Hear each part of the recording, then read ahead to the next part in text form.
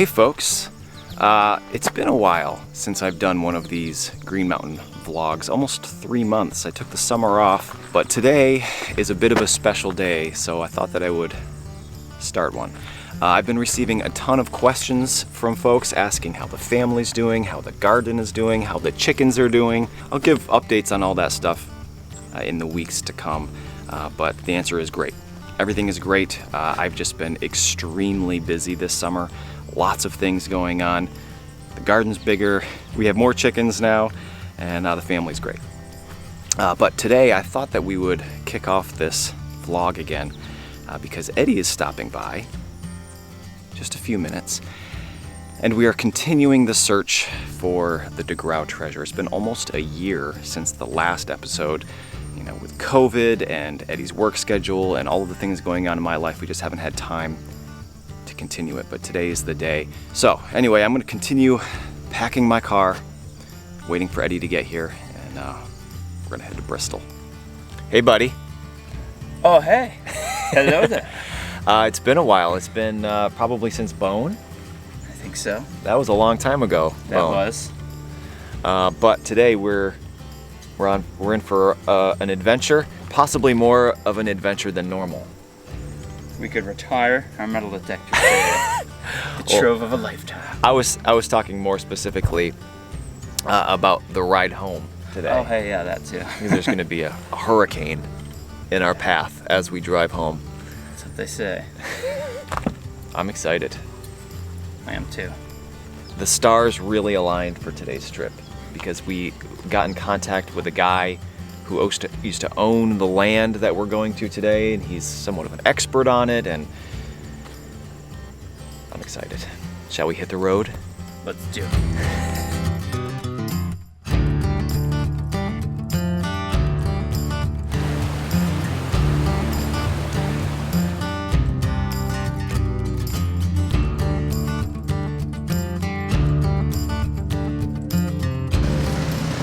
Well, we just visited a very impressive possibility for DeGrau's treasure, but I'm afraid it's probably not it.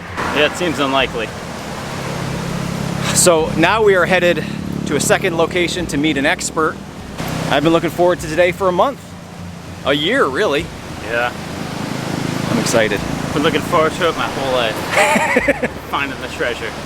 End of the road. Yeah, this is the last episode. And it's very difficult to tell what's original and what isn't. Sure.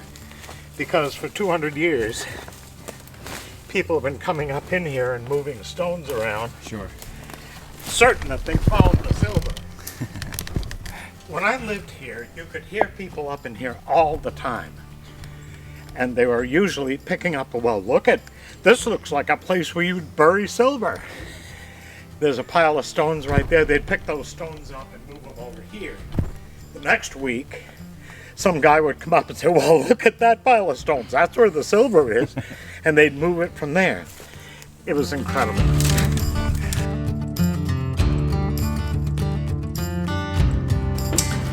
So a few weeks ago, I found a couple iron ingots metal detecting, and in the video I said, any of you blacksmiths out there, the first one to comment below the video that you want it, I'll send it to you. And the first person to comment was a guy named Bryan. He said that he was going to make something out of it and that he wanted to make me a knife as well. Unfortunately, the iron ingot itself couldn't be made into a knife. He said that it would just rust far too quickly. So he's going to actually make something else out of that. But he did make me a knife. There's quite a few things in this box. I'm not sure what's in here. We're gonna see what's in this box together.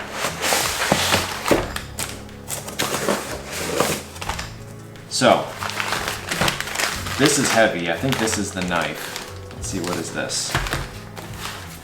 A Cordovan leather wallet. I wasn't expecting this at all. Oh, stickers. Silver Gold King. Bryan's last name is King, so that makes sense. Custom made knives. Wow.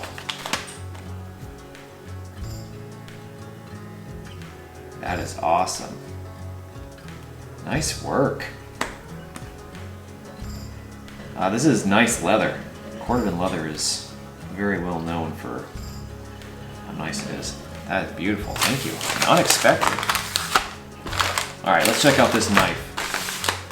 He did contact me and ask me, you know, I got to pick my handle color, material, and I picked a nice dark green.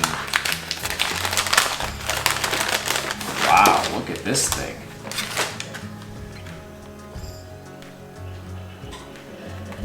That's a pretty cool little holster there. Wow, look at that.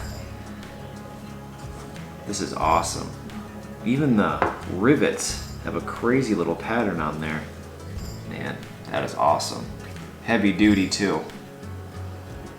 I wonder what's in this package over here.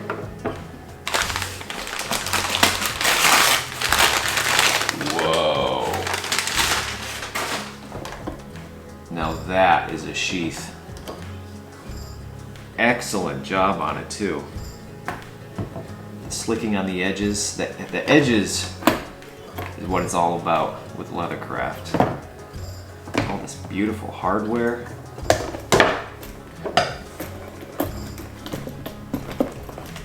That might be the ticket right there. Incredible. Great job. Silver Gold King, custom made leather, made in USA. Well, I highly, highly recommend going to Bryan and ordering yourself up one of these awesome handmade knives and sheaths too, apparently. Incredible.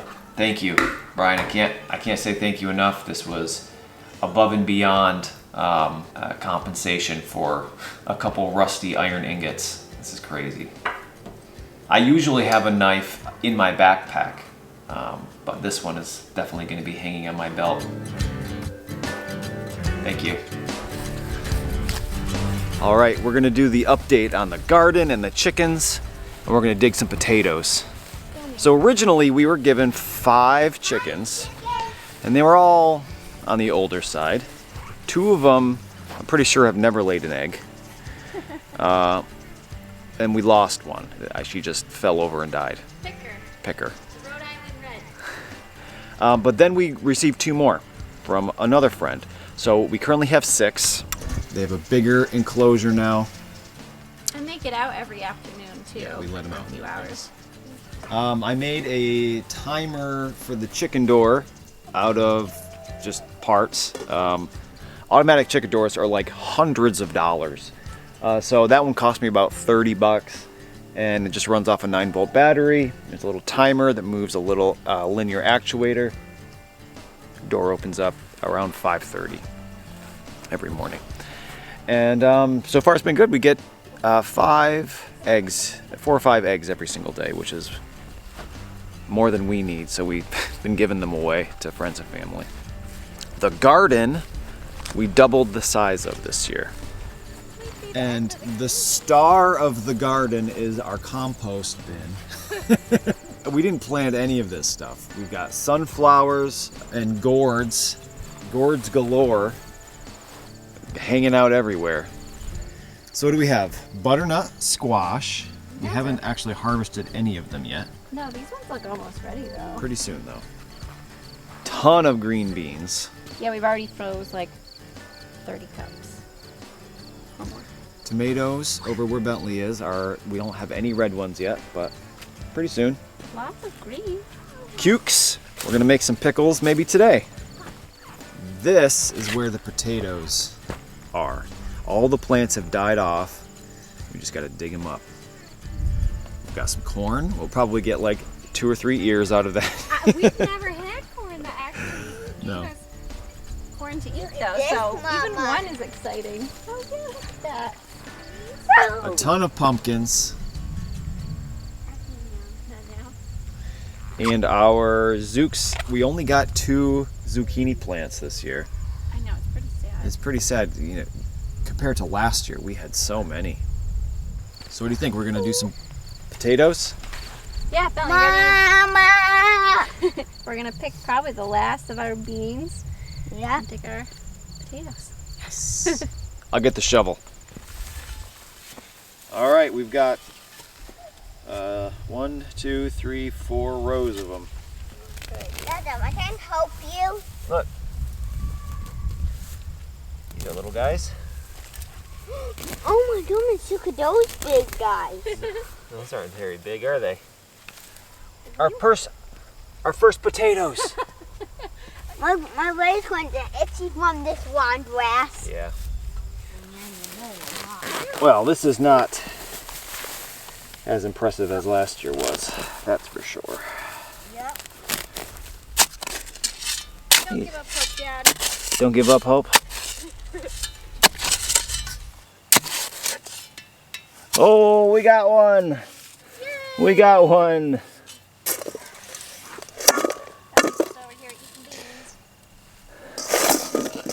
Man, not much this year. I wonder why. All right, now we're talking.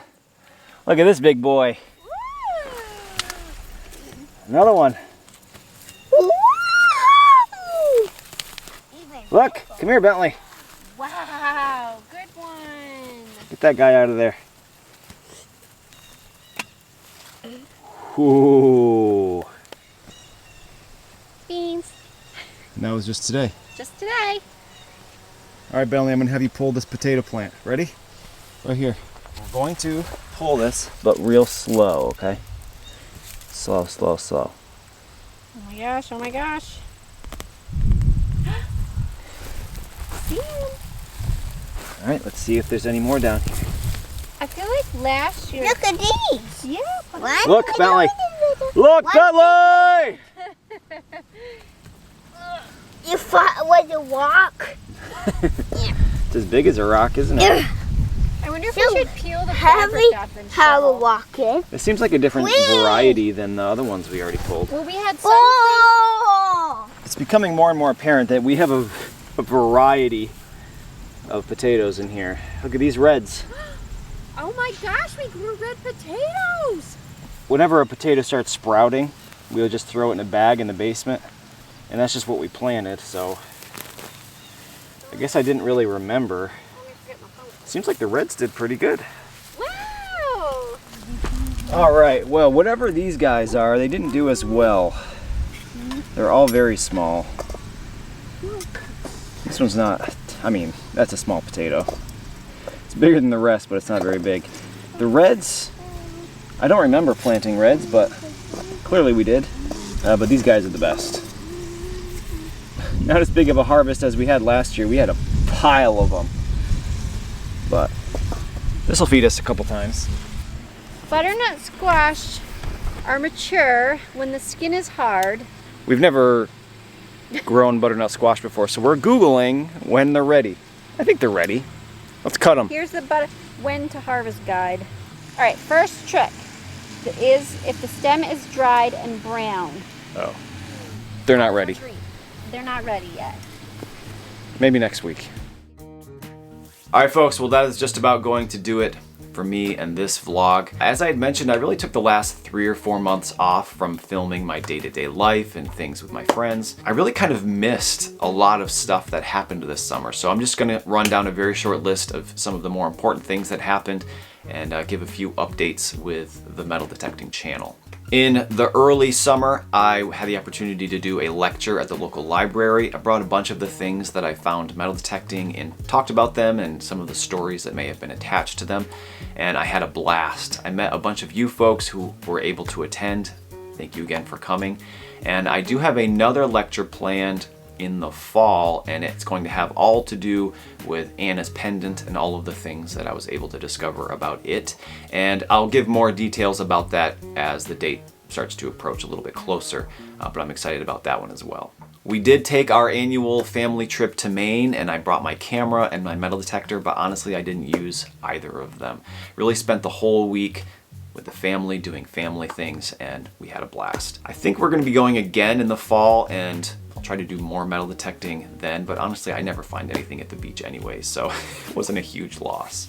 As some of you may know, my day-to-day job is that I own a small handmade microphone business, and in the springtime in a vlog, I had mentioned that I was spending a lot of my time developing a new model. And I finally just got my new PCBs that I designed in, and I'm so excited about getting these together and getting them for sale on my website. Unfortunately, that means I'm going to be spending even more time down here in the workshop soldering these things together, so I'll probably wait until the winter time when the snow comes and I can't really be out there metal detecting, making videos.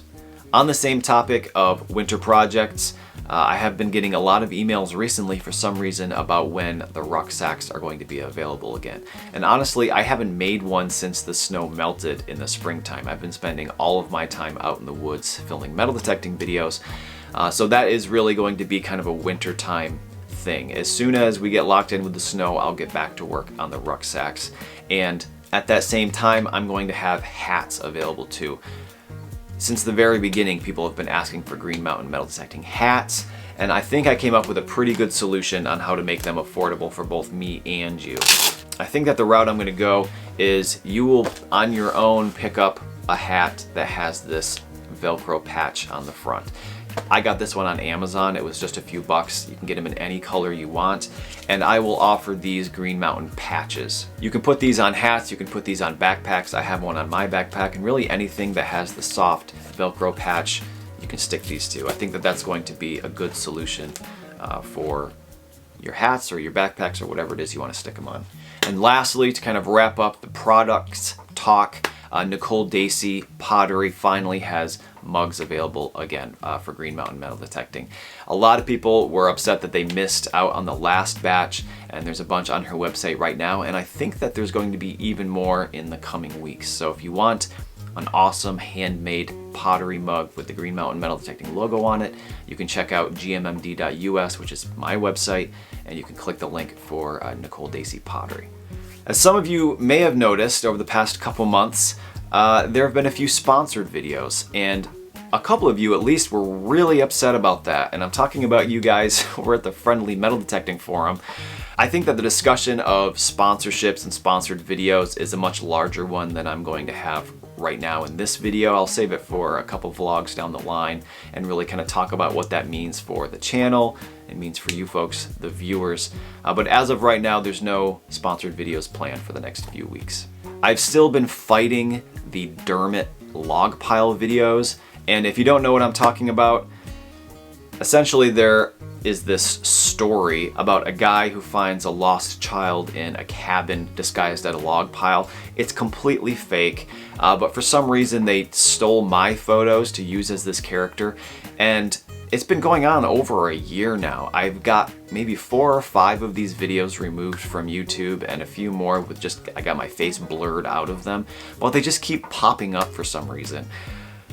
It's not even a very good story. I don't know why they keep uploading this thing, but I'm still fighting to get them taken down, but you folks very kindly email me letting me know every time a new one pops up. So I'm still fighting the fight. Hopefully that thing will go away sometime soon. Over the summer, Chris and I attended a local Vermont gold panning lecture. We learned all about the local history of gold panning here in Vermont, and I'm pretty excited. I have a trip planned in the next couple weeks to do some more gold panning. So if you like those types of videos, there's at least one more of those coming up later this year. Chris and I have not done any work on our new album that we were really, full steam ahead on this time last year, but just recently I did buy a new gizmo that allows me to record loud guitar silently in the evening when everybody's asleep, and Chris was able to do the same thing with his drum set at his house. So we're gonna, with his work schedule and the craziness in my life, we haven't been able to get together to work as a band, so we're just gonna do it kind of remotely at our own homes, which is what we did with our last album when he was in New Mexico. So work has started again slowly on that. There were at least a few of you that were excited to hear those things, so that is still in the works. We haven't given up on that quite yet. Chris, Eddie, and I will all be at Dig Stock, which is in the middle of October, way up in New York. It was originally called Pound the Ground 2 years ago. I think it's basically on the same property, and we met a ton of you folks there. We had a blast, and we're hoping to have the same experience this year. It's 2 or 3 days, I think. We'll be staying over there. I'm really excited about finding some awesome treasures and hanging out with a bunch of you folks that will also be attending.